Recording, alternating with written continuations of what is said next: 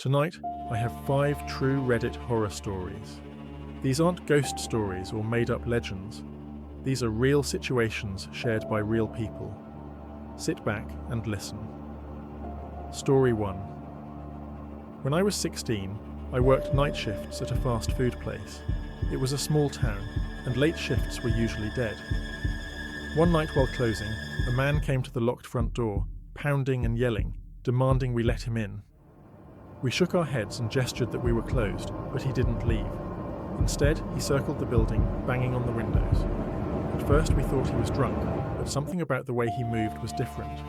He was deliberate, almost methodical, testing each door and window. Then we heard glass shatter. He threw a brick through the front door window and crawled through, cutting himself badly. Blood streaked the floor as he staggered inside, grabbing anything he could find. My co-worker and I ran to the back, locking ourselves inside the freezer while our manager called 911. We had to brace the door with our bodies because it didn't lock properly from the inside. Through the gaps, we heard him screaming, throwing things, and slamming against doors. When police finally arrived, they had to tase him to subdue him. He was high on meth and PCP, and they later found out he had stabbed a gas station clerk an hour earlier. If he hadn't been so injured and confused, we probably wouldn't have made it. After that, I quit night shifts for good. Story 2. I used to walk home late after work because I didn't have a car. The walk was about 20 minutes through a residential area. One night, I noticed an old beat-up sedan creeping behind me. Every time I stopped, it stopped. I cut across streets randomly and even ducked through a small park, but the car kept following. I called my brother, whispering into my phone, heart pounding. I ducked behind a dumpster and waited, peeking out just enough to see. The car passed slowly, then stopped a few yards ahead. A man got out and started looking around with a flashlight. He wasn't just looking for a dropped item, he was looking for me. I texted my brother my location. I stayed hidden until the guy got back in his car and circled the block again. Minutes later, my brother pulled up in his truck and I bolted into it. The car tried to follow, but my brother drove straight to a police station. We reported it, but without a plate number, they couldn't do anything. A few days later, there was a news report about a woman a few neighborhoods over who had been grabbed off the street and forced into a trunk. The vehicle description matched exactly. I still think about how close I came to vanishing that night. Story 3.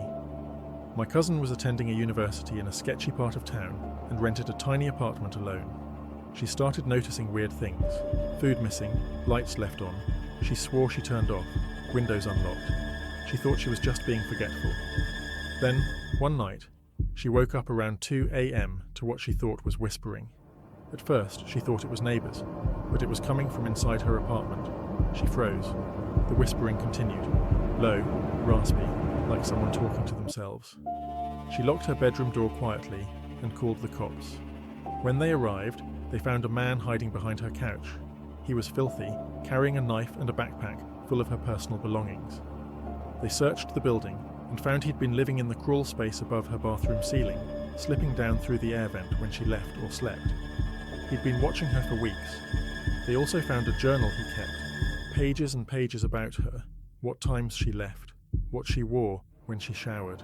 The police said if she hadn't called that night, it probably would have escalated to something far worse. Story 4. A few years back, I was babysitting 2 kids in a really nice suburb. It was late, after 11 p.m, when I heard someone knocking. At first it was soft, almost polite. I ignored it. The knocking got louder. Then it turned into pounding. I looked through the peephole and saw a man wearing a hoodie, standing too close to the door. He wasn't carrying anything, wasn't selling anything, just staring. I texted the kids' parents, but they didn't respond. Then the man started jiggling the doorknob violently. I called the police, whispering into the phone. As I waited, the man circled the house, tapping on windows, shining a flashlight inside. Then he disappeared. Minutes later, I heard scraping at the back patio door. He was trying to pry it open. I grabbed the kids from their beds and hid us all in the upstairs bathroom, locking the door. We could hear him banging around downstairs, trying every window. It took police 15 minutes to get there, and when they did, they found him hiding in the garage with a crowbar, gloves, and zip ties. Turns out he was a serial burglar who had graduated to violent home invasions. They found a knife taped to his ankle when they frisked him. I think about how bad that night could have ended if one door or window had been left unlocked. Story 5. When I was about 10, I was home alone for a short time after school every day. One afternoon, the doorbell rang. I wasn't expecting anyone, and my parents had drilled into me never to open the door for strangers. Through the peephole, I saw a man in a delivery uniform holding a package. I shouted through the door that my parents weren't home, and he needed to leave the package. His entire demeanour changed. He started shouting, slamming his fists against the door, trying to kick it in. I ran upstairs and hid under my bed, clutching the cordless phone. I called my dad, whispering that someone was trying to break in. I heard the man walk around the side of the house, trying the windows. One window in the living room wasn't fully locked, and I heard it slide open. Footsteps creaked across the wood floor. I held my breath as he entered the house, listening to him move through the living room, down the hall.